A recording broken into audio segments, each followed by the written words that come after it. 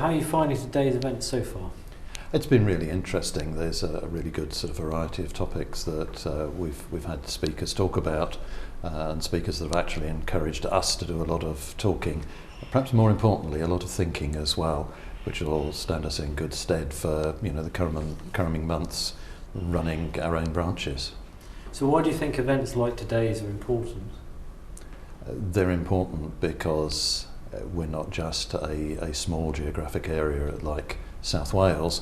We're actually part of what happens throughout the UK. In fact, we're part of what happens globally, and it's really important to stay in touch with that, to understand and appreciate it, so that what you don't do is think locally and act locally. You think globally and act locally.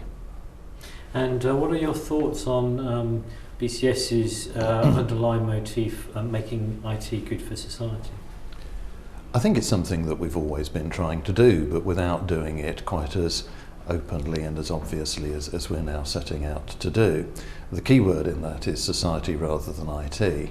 One of the things we have to think about is really there are no IT projects, there are very few IT products. What we're doing is delivering things for society, we're delivering goods and services.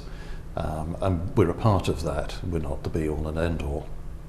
Any other thoughts? Well, thinking about the way that society could be helped and improved by the thoughtful use of IT, have you ever thought about how you set about learning a language and how that might change if instead of simply slogging through the recommended text, you were able to work through something of your own choosing, something which you actually enjoyed reading in your own language, a book, a magazine article, maybe working through something that you'd heard on the radio as sound rather than the printed word.